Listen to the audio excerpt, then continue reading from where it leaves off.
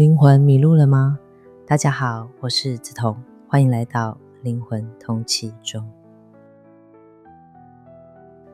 你是不是在一段关系里总觉得没有对方你就活不下去？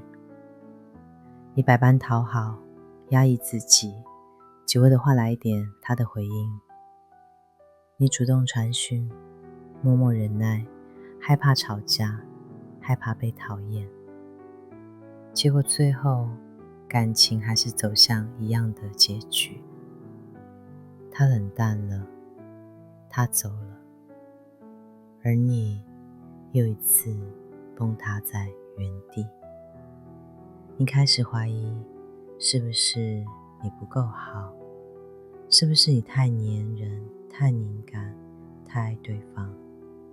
但今天我想告诉你，你不是爱错人了，而是你太早学会了用害怕失去来证明自己存在的价值。很多焦虑型依恋的人从小就活得很努力，努力当个听话的孩子，乖巧的学生，配合的伴侣。因为他们从小被教会，如果你乖，你就会被爱；如果你任性，表达需求，你就会被忽略，甚至被丢下。这种信念会让人潜意识地相信，我不被需要，我就不值得存在。长大之后，他们变成了爱里最焦虑的人。越喜欢一个人，越不安，越投入，越怕失去。他们很少说勿往什么，只说你不要离开我。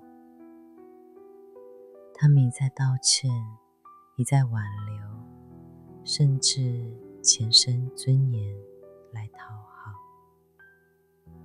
他们会用讯息炸弹测试爱，偷看手机，情绪崩塌时用极端话语勒索对方。但这不是爱，这是痛苦的延续，是一种情绪绑架。而在极端的情况下，很多焦虑型依恋者会走向毁灭，成为一场情杀案件的主角。他不是太爱对方，而是无法承受失去定的感觉。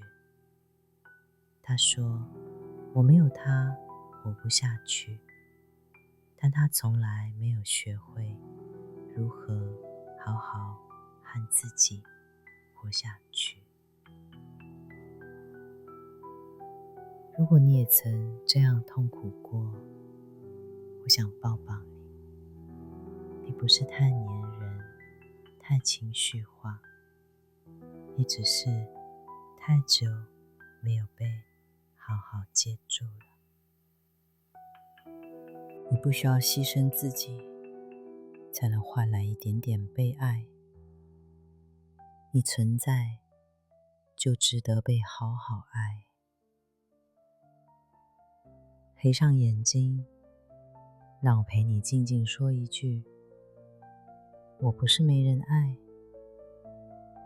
我只是曾经没被好好爱过，所以学会了错误的方式去爱。但现在我愿意回来，抱住那个一直在讨好的自己。